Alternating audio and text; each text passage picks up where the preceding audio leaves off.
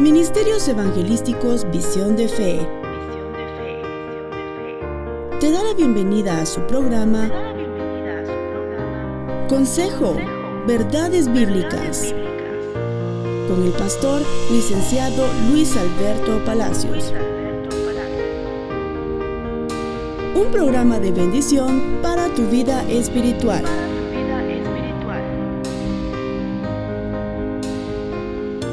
Esta semana, fíjese que ha estado resonando en mi mente aquel versículo contenido en Primera Tesalonicenses, capítulo 5 y verso 23, que dice: y que todo vuestro ser, espíritu, alma y cuerpo, sean guardados irreprensibles para la venida o para la manifestación, dice otra versión bíblica, de nuestro Señor Jesucristo. Eso dice Primera Tesalonicenses 5:23. ¿Cuántos lo han leído? Ese es el versículo, ¿verdad? Espero no estar equivocado.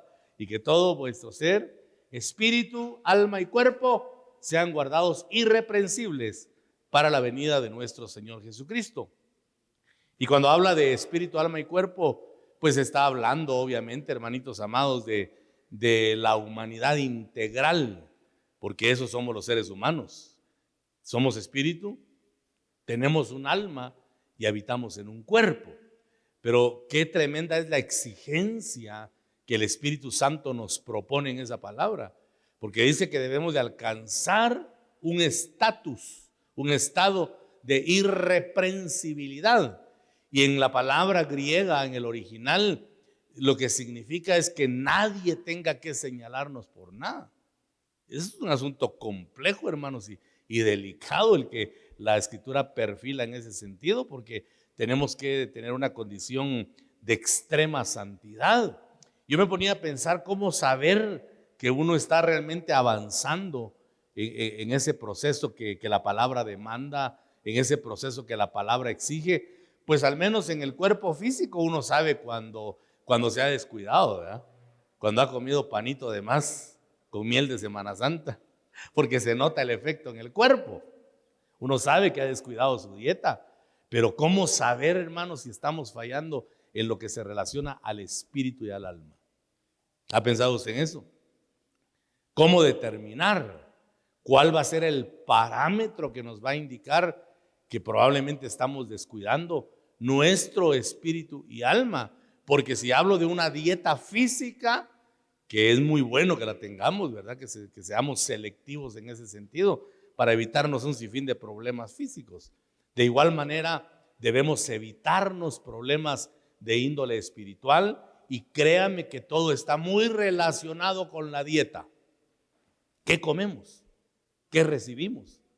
Porque la palabra o las palabras, voy a utilizar ahora el término plural, las palabras tienen o conllevan un espíritu de motivación para hacer algo. Son palabras las que motivan a hacer lo bueno, y créame que son palabras las que también motivan a hacer lo malo. Por eso pregunto, ¿qué tipo de alimento, qué dieta nosotros estamos recibiendo en sentido espiritual? Porque tenemos que supervisar eso y tener el cuidado de consumir cosas que vengan a edificar nuestra vida para crear hábitos que sean de bendición, hermano. Que tengamos hábitos que se conviertan en un círculo virtuoso, que nos van a estar continuamente ministrando, porque uno va adosando cosas en el alma, así como se adosan en el cuerpo físico, ¿verdad? Que uno comienza a veces a extralimitarse, o comienza uno a transgredir lo que el Señor dice que no debemos transgredir, y lo va uno haciendo de una forma gradual, de una forma paulatina, porque como que el alma y el cuerpo también van palpando a ver qué tan malo es esto, qué tan delicado es, qué tan erróneo es, ¿verdad? Entonces en esa intentona de ir paladeando poco a poco las cosas, uno se va exponiendo y de repente uno resulta ya bien hundido, ¿verdad? Mire, por ejemplo, cuánta advertencia tenemos en la palabra acerca de que no sigamos la corriente de este mundo, porque es una corriente antagónica a la palabra. El mundo tiene una fuerza motora el mundo tiene un impulso que es diametralmente opuesto al espíritu de la palabra del Señor. La palabra del Señor siempre nos va a motivar a que vayamos en pos de Cristo. Ese es el propósito de la palabra, guiarnos hacia Cristo. Tenemos una mano que nos va guiando, que nos va mostrando el camino, esa mano de la gracia, ¿verdad? Que nos enseña por dónde debemos transitar, y la palabra tiene ese potencial que nos está enseñando de qué manera nosotros vamos a seguir a Cristo Jesús. Porque la búsqueda del Señor, hermanos, no fue un acto. La búsqueda tiene que ser constante, tiene que ser continua, porque en cualquier momento uno puede perder de vista al Señor. ¿Recuerda usted cuando Pedro vio a Jesús caminando sobre las aguas? Me impresiona ver, hermano, lo primero que ellos pensaron al ver al Señor. La Biblia dice que cuando vieron a Jesús caminando sobre las aguas, ellos pensaron que era un fantasma. Así dice la Biblia, ¿verdad? Imagínense confundir al Cristo de la gloria con un fantasma. Qué terrible, hermano, cómo se puede perder la mente del ser humano en cuanto a la comunión con Cristo. Pero de repente el Señor les habló y les dijo: tengan paz, yo soy. Y entonces Pedro, que era muy osado, dijo: si tú eres el Señor, pide que yo vaya en pos de ti, que camine sobre las aguas.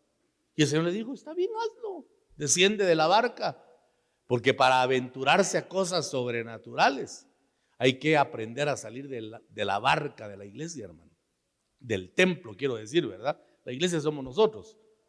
Hay que aprender a salir de la barca del templo para poder entonces tomar cosas sobrenaturales, porque uno va encontrando zonas de confort, hermano, y uno va cayendo también en costumbres cristianas que, si no son malas, por lo menos no son edificantes, porque nos meten también a círculos que no nos dejan avanzar, que no nos dejan ir más allá de lo humano. Y Dios, para la iglesia, ha preparado cosas sobrenaturales. A mí me golpea mucho la mente aquel versículo, y a diario pienso en él, que cosas que ojo no ha visto y que oído no ha escuchado y que no han subido a corazón de hombre son las que Dios ha preparado para los que le aman. ¿Cuántos amamos al Señor en este lugar? No escucho. ¿Cuántos amamos al Señor? Amén. Ahora déjeme preguntarle, ¿qué cosas hemos visto que ojo no ha visto? ¿O qué escuchó usted esta semana que oído jamás ha escuchado? ¿O qué revelación tuvo que no ha subido a corazón de hombre? Dice que eso ha preparado Dios para los que le aman. O nuestro amor está muy por debajo de lo que el Señor espera, o de alguna manera nuestra mente se ha perdido en el encuentro con el Señor, como le pasó a Pedro. Descendió de la barca, caminó sobre las aguas, hermano. Yo no sé cuántos pasos haya dado el apóstol, ¿verdad? Pero caminó sobre las aguas. Pero en algún momento comenzó a ver el viento que soplaba fuerte, y cuando apartó su mirada de Cristo, comenzó a hundirse. Yo creo, por lo que enseña la palabra, que cuando uno comienza a hundirse, se va hundiendo lentamente, porque todavía tuvo tiempo de pedir auxilio. Todavía tuvo tiempo de decir: Señor, sálvame, porque perezco.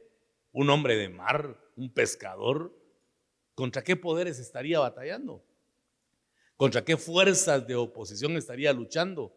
Que aquel hombre de mar se sintió incapacitado y tuvo que clamar a Cristo, tuvo que volver su mirada en clamor. Porque cuando hemos apartado nuestra mirada de comunión, hay que volvernos, hermano, en clamor para recuperar la visitación del Señor y para poder caminar sobre las circunstancias. Por eso es que el Señor dejó consignado en la palabra a través del apóstol Pablo, que dijo: todo lo puedo en Cristo Jesús que me fortalece. Aleluya. Porque cuando estamos conectados a Él, no existen imposibles para nadie. Dale fuerte las palmas al Señor. Pero tenemos que estar supervisando nosotros, hermano, esa comunión con el Señor, para no apartarnos, porque yo insisto, podemos desenfocarnos en la comunión con el Señor. Y por eso necesitamos la palabra, para que ésta nos guíe, para que nos mantenga en el camino, para que nos haga perseverar en el propósito y en la voluntad del Señor, y de esa manera trascender en las circunstancias, trascender en los tiempos, trascender en todo lo que aparezca en nuestro camino, porque oposiciones vamos a tener a diario. Es increíble cómo cómo el diablo a veces le trata de robar la paz a uno en un instante con cosas que uno ni siquiera se imagina, hermano. A mí el diablo ha tratado de quitarme la paz de muchas maneras, a través de muchas personas, y me da pena por las personas, no por mí, porque el que pelea las batallas nuestras es Dios. Y a mí me da lástima la gente, hermano, porque yo he visto cuando Dios trata, hermano, aparecen enfermedades terminales, aparecen cosas sobrenaturales que después la gente se queja, ay Dios mío, porque no reflexionan las cosas que han hecho, ¿verdad? Uno tiene que ser prudente y entendido, hermano, y saber que contra Dios no hay que pelear. Decía el fundador de nuestra misión, en la relación con Cristo no te la lleves de listo, porque Dios prende al sabio en su astucia. Eso dice la palabra. David decía, los que se levantaron contra mí para comer mi carne, tropezaron y cayeron. Ese es el distintivo de los siervos de Dios, hermano, porque el que se mete con un siervo toca a la niña de los ojos del Señor. Y con eso hay que tener mucho cuidado, ¿verdad? Pero el punto es que peleamos batallas, y las batallas lo que pretenden es que nos desenfoquemos. Pero bienaventurado aquel que en medio de la lucha, que en medio de las oposiciones, sigue con su mirada puesta en el Señor Jesucristo, el autor y consumador de la fe, porque entonces Dios lo va a abrigar, Dios le va a poner ropas dobles, hermano, para que el frío de la iniquidad y de la maldad no vengan a permear nuestra vida, y que salgamos al final vencedores en Cristo Jesús. Porque es paradójico, ¿verdad?, que el sacrificio del Calvario muestra al Señor Jesucristo martirizado, molido por nuestros pecados. Muestra al Señor inmolado, hecho pedazos. El profeta Isaías, en la revelación del Señor, dice que era una masa sanguinolenta que ni siquiera tenía forma humana. Así dejaron al Señor, deforme en la cruz, hecho pedazos. La película de Mel Gibson de La Pasión de Cristo se queda corta. Es una caricatura comparada con el flagelo que el Señor sufrió y que padeció por nuestros pecados. Y dicho sea de paso, dice la Escritura que Él soportó el dolor extremo, la ignominia, la maldición que traía la muerte de cruz. Pero el Señor la soportó por amor a nosotros, hermano, porque tenía puesto delante de sí un pueblo redimido que tendría que alcanzar la bendición que viene de lo alto. Aleluya. Démosle fuerte las palmas al bendito Señor. Y lo impresionante en todo esto es que a pesar de que el Señor estaba despedazado, no bajó sus manos. Porque estaba clavado, sí es cierto, pero siempre estuvo con sus manos en alto. Por eso es que Pablo dijo, con Cristo estoy. ¿Sabe qué quiere decir Pablo? Aunque te martiricen, no bajes las manos. Que tus conductas no cambien. Hermano, ya no lo veo en la iglesia. Ay, pastor, estoy pasando muchas luchas. Es cuando más tienes que levantar las manos, hombre. Yo he pasado por batallas, hermano, que cualquier cobarde saldría corriendo. Por eso es que yo sé que yo no soy asalariado. Porque la diferencia entre el pastor y el asalariado es que el asalariado, cuando ve venir al lobo, sale corriendo. En cambio, el pastor, como dice mi pastor, el pastor se trompasea con el lobo, hermano. No hay que tenerle miedo. Hay que alzar siempre las manos, porque con Cristo estamos crucificados y mi Señor nunca bajó las manos. Por eso la iglesia hoy es más que vencedora en Cristo Jesús. Aleluya, porque Él nos dio la victoria. Gloria al Señor.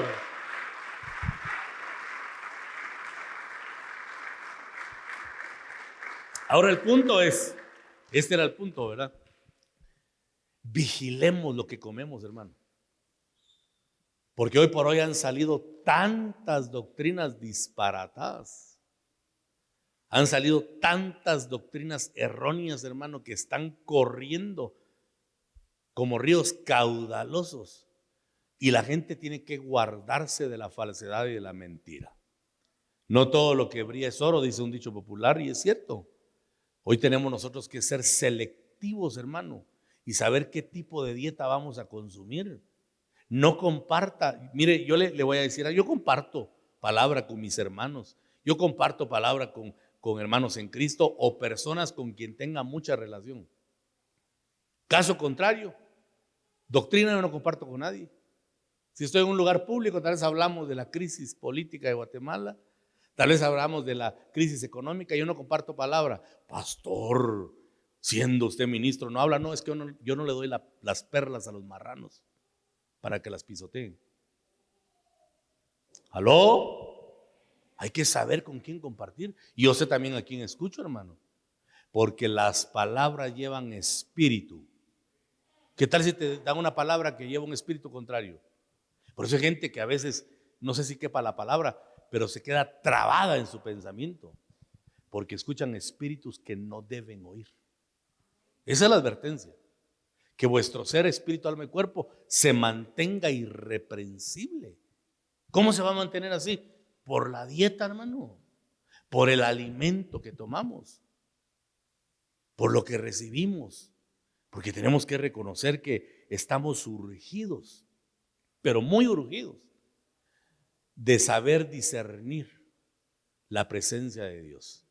Le voy a decir algo fuerte, es fuerte, pero se lo tengo que decir.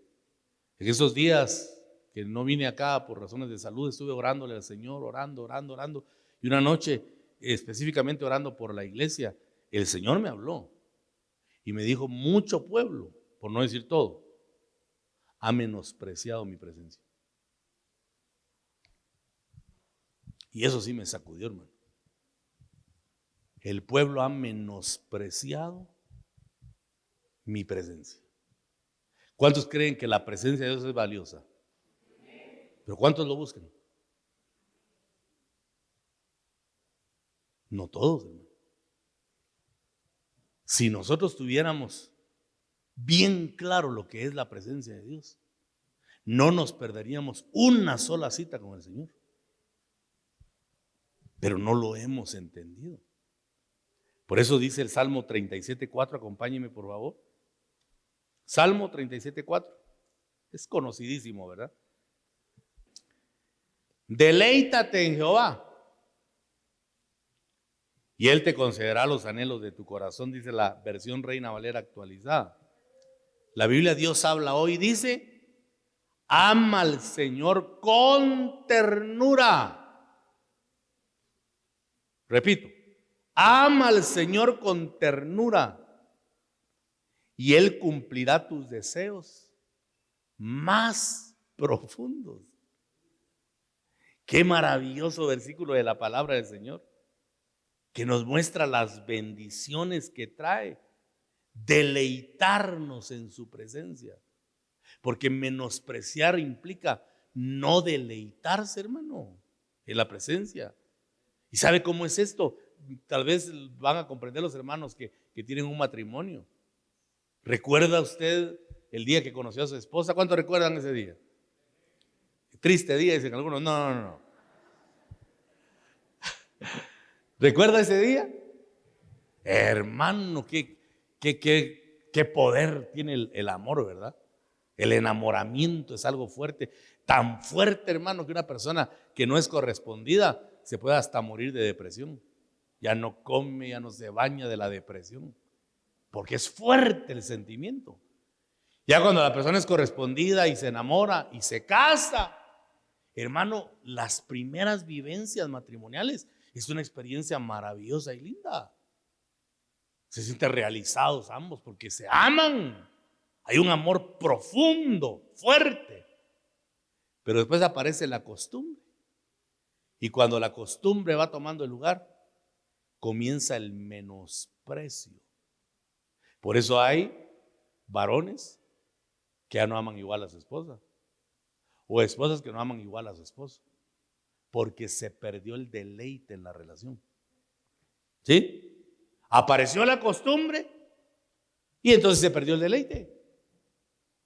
Cuando está recién casado, tienen que 3, 4 días de estar casados.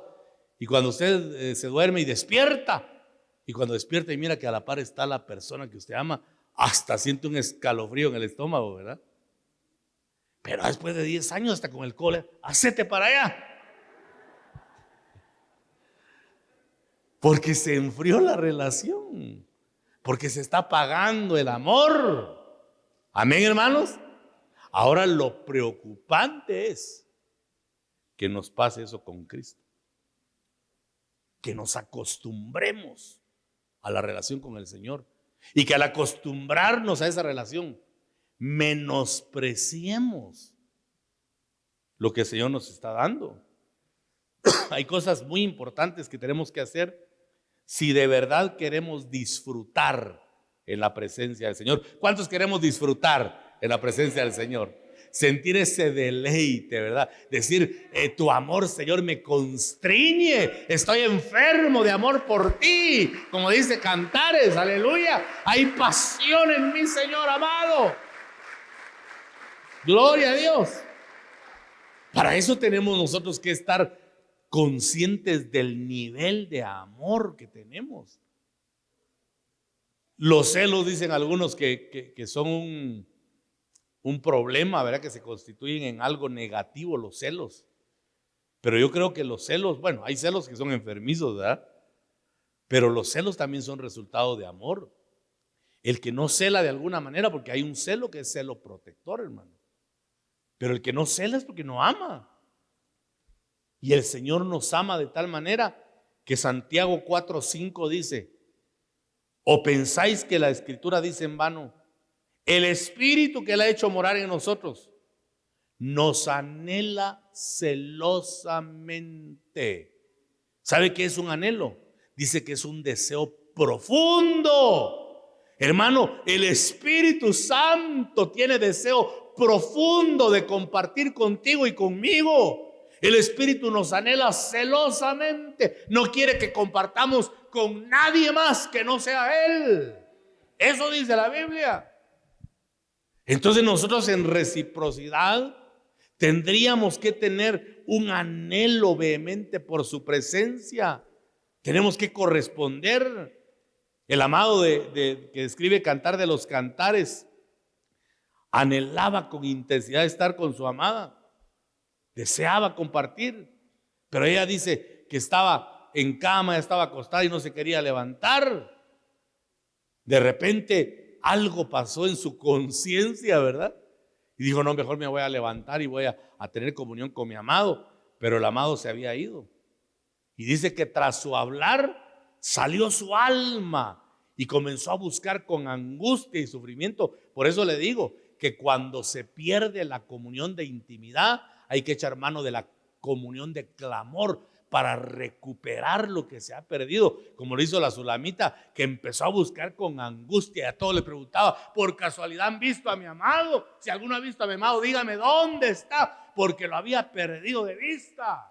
Hermano, aquel que anda de iglesia en iglesia es porque ya perdió de vista al amado. No sabe dónde está. Él está preguntando a todo mundo a ver si alguien le da una pista, si alguien le dice dónde está el amado. Y la verdad es que el amado está siempre en el mismo lugar, porque Él no se mueve. Él no tiene mudanza ni sombra de variación. Él es el mismo de ayer, de hoy y por los siglos de los siglos, dice la palabra. Él es incambiable, mis amados hermanos. Ahora, qué impactante es entender que el Espíritu nos anhela con intensidad. Pero nosotros tenemos que anhelar de la misma manera la presencia del Señor. ¿Cuántos dicen amén? Lo que nos transforma y nos mantiene llenos de la vida de Dios no es el anhelo que el Espíritu pueda tener de nosotros. ¿Sí? No es el anhelo que el Espíritu pueda tener de nosotros, sino que es el anhelo que Él despierta en su pueblo, en nosotros. Un anhelo por Él, un deseo intenso. Y esta unión entre el espíritu y el cristiano es lo que produce la transformación. ¿Sí? ¿Qué produce la transformación? La unión del cristiano con el espíritu. Ahora me entiende usted, porque hay muchos cristianos no transformados. ¿Aló? Por eso hay muchos no transformados, porque no tienen comunión, con el Espíritu Santo. ¿Cuánto creyente está esperando que Dios haga algo en su vida? Algo tenemos que hacer. Sé de un pastor, hermano, que se descuidó el pastor, viene cabal, entra en el tema, ¿verdad? A ver si no me escucha por ahí, porque esto sale en todas partes. Y se descuidó en su dieta y empezó a engordar y cayó en obesidad, hermano. Más de 300 libras. Y estaba enfermo, eso sí, oraba mucho. Y en una ocasión, un retiro de pastores, él fue el primero que pasó al altar y gritaba: Señor, sáname, sáname. Señor, ya no quiero padecer. Señor, sáname, sáname. Y bajó el siervo de Dios con autoridad, hermano, y le dijo: papadito, le dijo, deja de comer. Hace dieta, le dijo. Porque a veces queremos que Dios haga lo que nosotros tenemos que hacer. ¿Me explico? Cámbiame, Señor, cámbiame. ¿Y cuándo vas a cambiar tú? Transfórmame, Señor. ¿Y cuándo vas a dar tu el primer paso? Amén. Dios está esperando que la persona dé pasos hacia Él, que haga algo para mejorar su relación con Él. Dice Santiago 4:8: acercaos a Dios y Él se acercará a vosotros. Jesús dijo: el Espíritu del Señor está sobre mí, por cuanto me ha enviado. La unción que Dios envía tiene un propósito: es revestir al creyente de su poder, de su gracia, para que vivamos una vida cristiana de altura y para que hagamos sus obras. O sea, cuando yo comienzo a dar pasos sostenidos hacia el cambio, entonces viene la unción. ¿Sí? Antes no. La unción no va a venir para que yo dé un paso de cambio. No, yo doy un paso de cambio y entonces la unción viene sobre mí. Porque Dios mira mi corazón dispuesto, porque Dios mira mi corazón anhelante, porque Dios mira mi interior y sabe que yo quiero ser transformado, hermano. Entonces viene el poder de cambio. Si nosotros encontramos el deleite de entrar o de estar, con Él, eso va a desatar el poder de Dios en nuestra vida. Pero los cielos han retenido al Señor. ¿Recuerda usted que Pedro habló de eso? Que el Señor, que los cielos estaban reteniendo al Señor. Pero Pedro dijo: arrepentíos y convertíos, cambien su forma de pensar, arrepiéntanse, transfórmense, den media vuelta al pecado, cambien su conducta para que vengan de la presencia del Señor tiempos de refrigerio. Y Él envía a Cristo, a quien el cielo debe retener hasta la restauración de todas las cosas. ¿Por qué los cielos retienen la unción? Porque no hay arrepentimiento, porque no hay transformación. ¿Y por qué no hay arrepentimiento y transformación? Porque se ha perdido el deleite en la comunión con Dios, porque se ha perdido el deleite en la presencia del Señor, porque, como bien decía el Espíritu, el pueblo ha menospreciado la unción del Espíritu Santo. Amén. Pero cuando hay deleite, se reconoce en una cosa: que hay sometimiento a la voz del Espíritu. Que hay sometimiento a la voz del Espíritu. Nosotros somos espíritu, alma y cuerpo. Pero hablemos un poquito de nuestra alma, porque ahí están las emociones y los sentimientos. El alma tiene que aprender a disfrutar de la presencia de Dios. Por eso, hermano, a mí me asusta. A mí me preocupa en extremo las emociones, porque al alma le fascinan las emociones. ¿Saben qué se diferencia una emoción de la unción del Espíritu? Que las emociones son pasajeras. Por eso, hermano, yo detesto oír un predicador que mueva las emociones. Yo no ministro nunca de esa manera. Yo puedo hacerlo, hermano. He sido inteligente toda la vida, pero no soy manipulador. Ponerme a tocar el alma de la gente, a recordarles el pasado. Dios conoce tu sufrimiento. Cuando eras golpeado por tu padre y tú eras un indefenso que te comienza a llorar. No es el Espíritu Santo, el Espíritu no trabaja de esa manera. Eso se llama manipulación, eso se llama mañoseo del alma. Cuando Dios te toca, aunque sea con palabra confrontativa. A mí el Espíritu me ha hecho llorar confrontándome, no acuchuchándome. Ay, papadito, yo recuerdo. Patada al pecho, hermano. Amén. El alma tiene que aprender porque las emociones son traicioneras. Ese es el punto, ¿verdad? Las emociones ministran y uno llora, hermano. Lo que pasa en los famosos encuentros, ¿verdad? Que le recuerdan toda su vida pasada y comienzan a llorar y a recordar cosas del pasado y salen bien emocionados. Pero a las 2 semanas se les olvida y su vida sigue igual. Porque no hay transformación.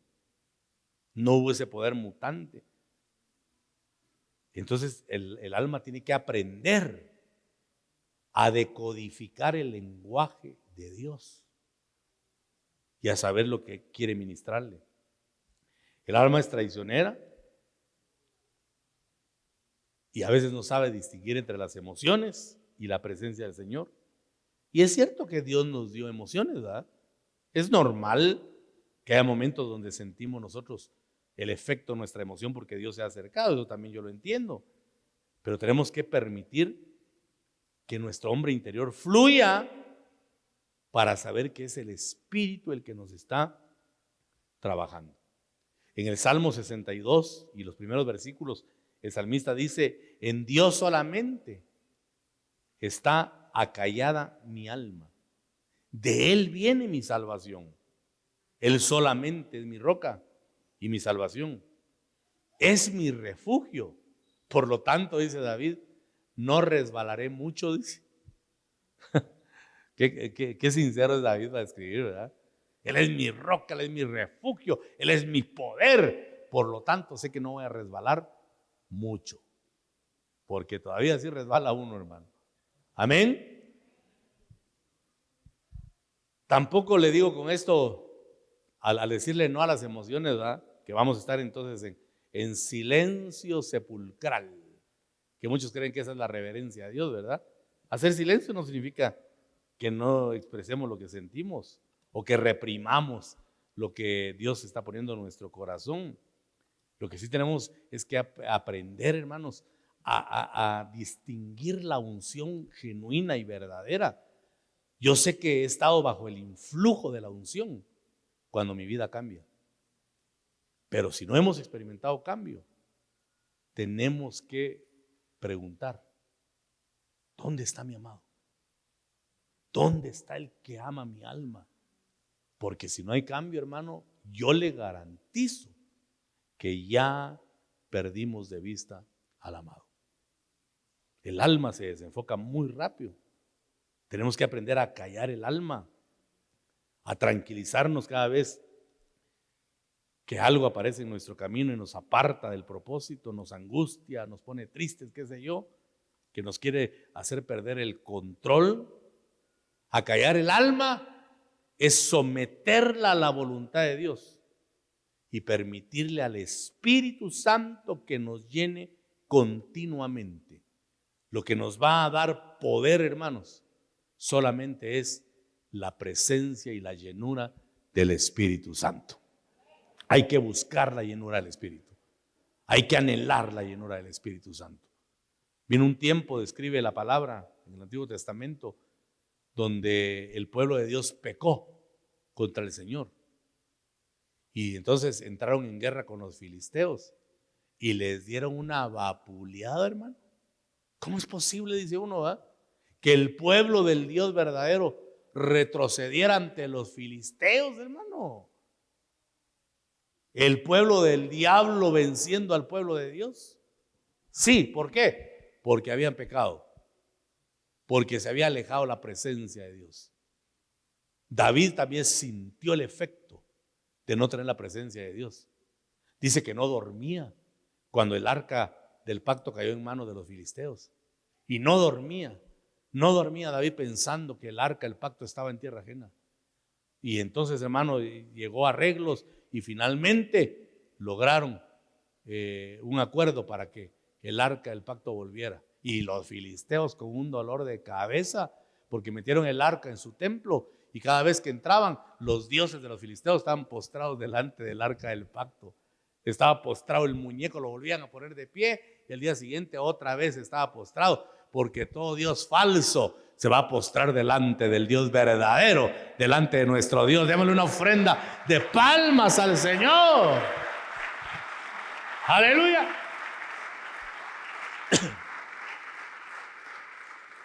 Dice que cuando traían el arca se dieron incidentes bien tremendos, hermano. David, con muy buenas intenciones, preparó carros nuevos y bueyes jóvenes, dice, ¿verdad? Lo mejor, según él, para transportar el arca. Y de repente dice que los bueyes cuando son jóvenes son impetuosos todavía, ¿verdad? No como el buey viejo que es tranquilo, que es prudente. El buey joven se apresura, hermano. Y entonces llevaban el arca a 1000 por hora, por decirle algo, ¿verdad? Y de repente tropezó el carruaje y dice que el arca se iba a caer, entre comillas. Entonces corrió un personaje llamado Usa y quiso sostener el arca. Y solo tocó el arca del pacto y cayó muerto. Ahí hay figura. Eso se llama humanismo religioso. ¿Será posible que el hombre pueda sostener a Dios? ¿Qué opina usted?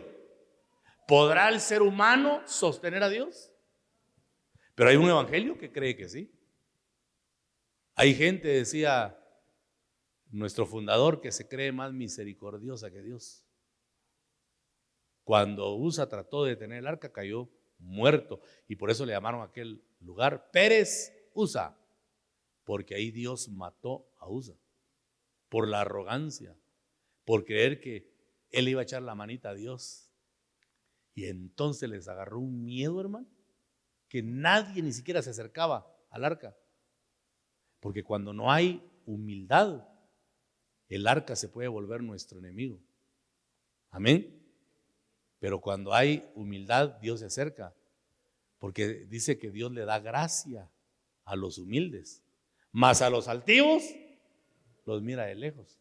Entonces nadie quería saber nada del arca. ¿Qué hacemos con el arca? Y de repente ahí estaba Obed Edom. Obed significa siervo, ¿verdad?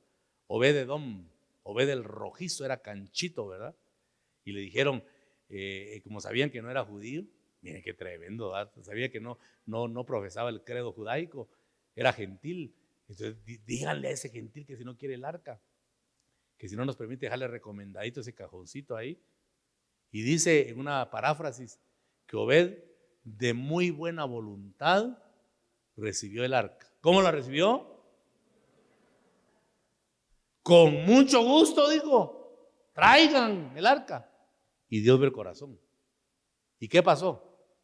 Dice que lo empezó Dios a prosperar y a sobreabundar. Entonces cuando vieron que el arca mataba, nadie la quería. Y cuando vieron que prosperaba, todos la deseaban. Se enteró David, el arca ha bendecido a Obed-Edom y ha prosperado. Entonces dijo David, hay que sacarla de ahí. Y entonces dice que consultó en las escrituras cómo tenían que llevar el arca. Y ahí decía que el arca no tenía que ir sobre bueyes, sobre carruajes, tenía que ir en los hombros de los sacerdotes, porque tener la unción exige una responsabilidad. Somos responsables de qué hacemos con la unción, porque yo le he repetido en muchas ocasiones que a donde quiera que vayamos, el Espíritu Santo va con nosotros, hermanitos amados. Por eso hay que saber hacia dónde va uno. Amén. Y cuando David leyó, hijo, le digo que metía de pata, ¿verdad? Entonces es en los hombros. Bueno, y ahí aprendieron la lección. Ya después, cuando estaban en guerra con los filisteos, volvieron a tomar el principio y dijeron, ya sabemos por qué nos derrotaron, vamos a tomar el arca. Y se vistieron de lino fino. ¿Qué dice Apocalipsis que es el lino fino? Las acciones justas de los santos. Las acciones justas de los santos. Diga conmigo, mis acciones justas. ¿Qué es el lino fino? Mis acciones justas. Cuando somos justos en lo que hacemos, el arca del pacto es puesta sobre nuestros hombros. Y entonces, hermano, tomaron el arca y Dios les dio la victoria. Es más, hasta unos leprosos que estaban muriendo de hambre, porque en tiempo de guerra, ¿quién les iba a llevar comida? Dijeron, aventurémonos y vamos a ver si conseguimos algo de comer, pero nos van a matar. De todas maneras nos vamos a morir de hambre, dijeron, ¿verdad? Vamos a ver qué pasa, a vencer o a morir, como dice el himno de Guatemala, dijeron ellos, ¿verdad? Y se fueron los leprosos, creo que eran 3 o 4. Dice que los enemigos, cuando escucharon, Dios les confundió la mente y ellos escuchaban no pasos de 4, sino de grande multitud. Y cuando escucharon eso, salieron corriendo. Y cuando llegaron los leprosos, se encontraron de todo ahí en el campamento lleno de comida por un pueblo que había reconocido la presencia de Dios en su vida. Si la presencia de Dios no es reconocida, hermano, estamos en serios problemas. El momento de la administración es el más importante, porque el momento de la administración no es para que tú recibas, no es para que seas liberado, no es para que seas fortalecido. El momento de administración es para que aprendamos a ver al Señor. Si no miramos al Señor, estamos fritos, hermano. Y hay gente que en la administración se va para su casa. Tiempo perdido, entonces. ¿Y el tiempo perdido?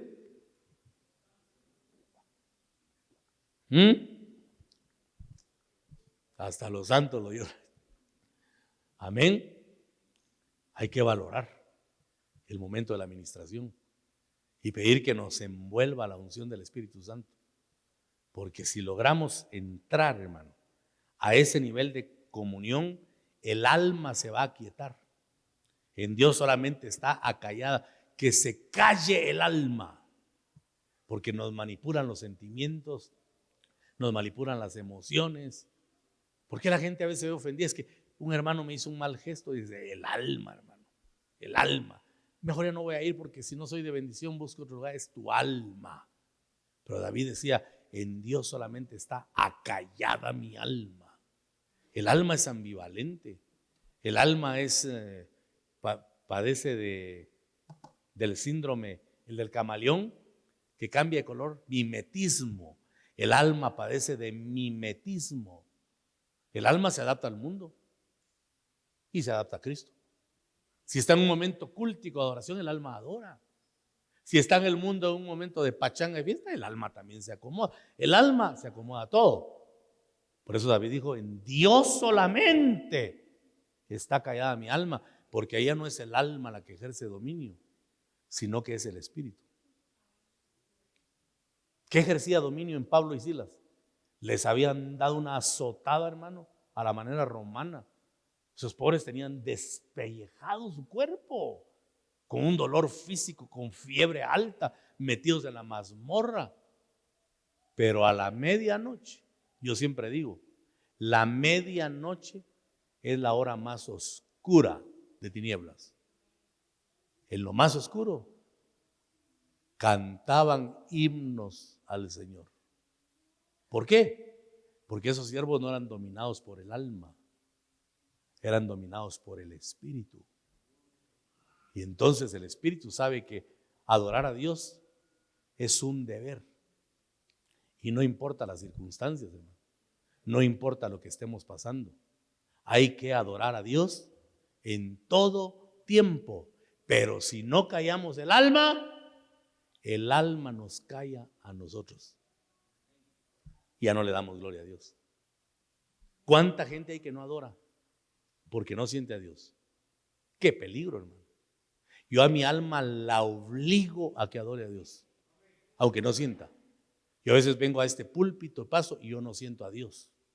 Pero por fe declaro que el Señor está conmigo, porque Él ya me dijo en la palabra, he aquí yo estoy con vosotros todos los días hasta el fin del mundo. Aleluya. Dale fuerte las palmas al Señor.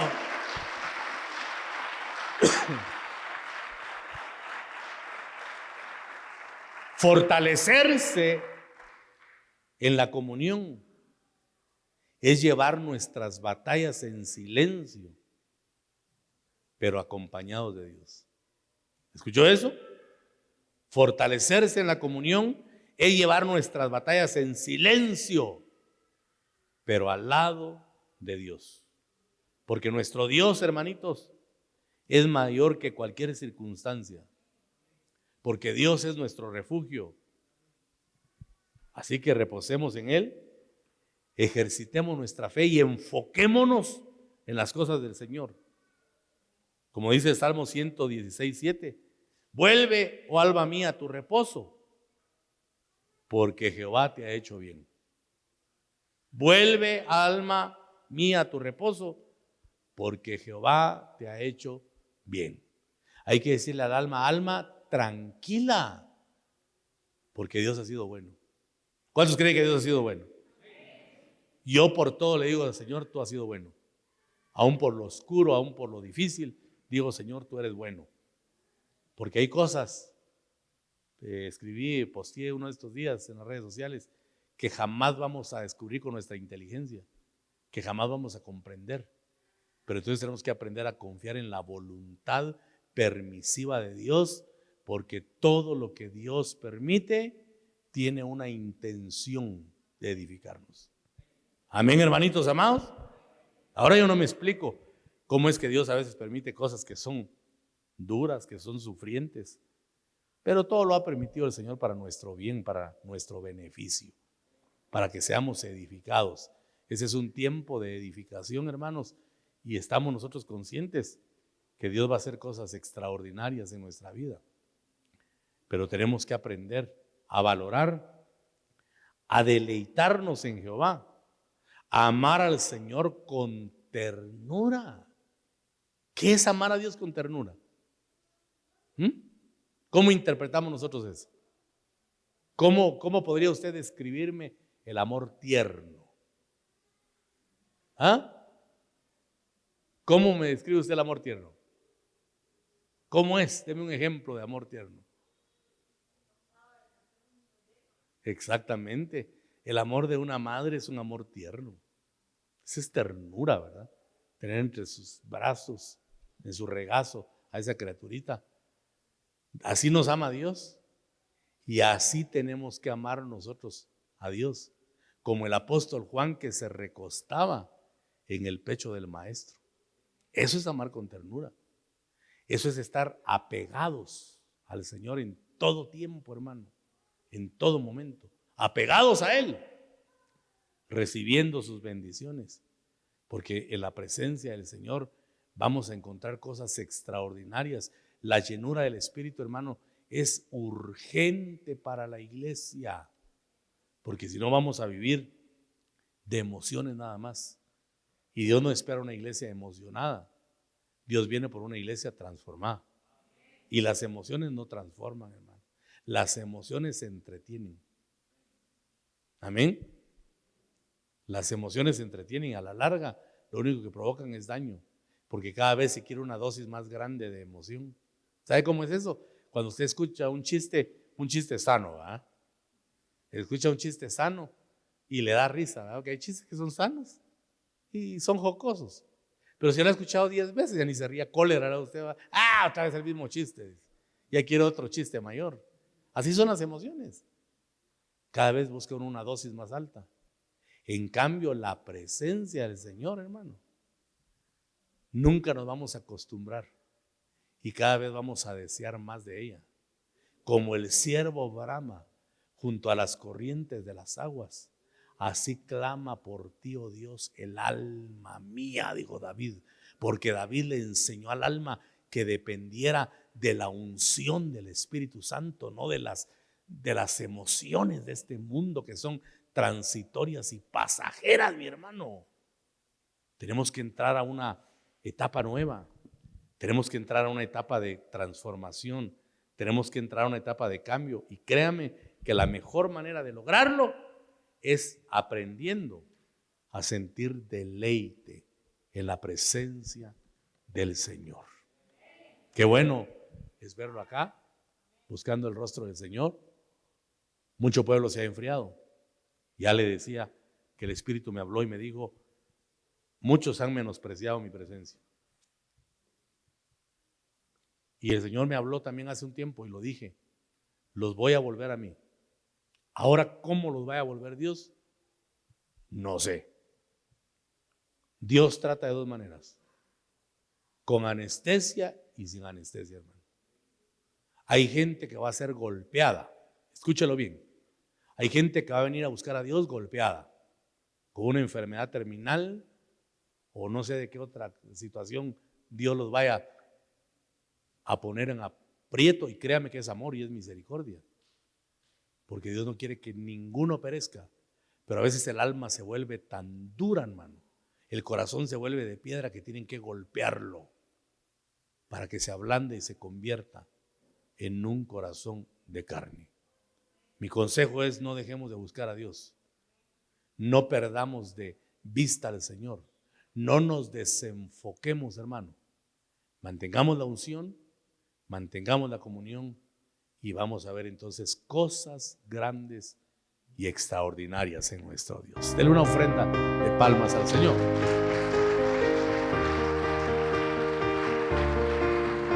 Aleluya.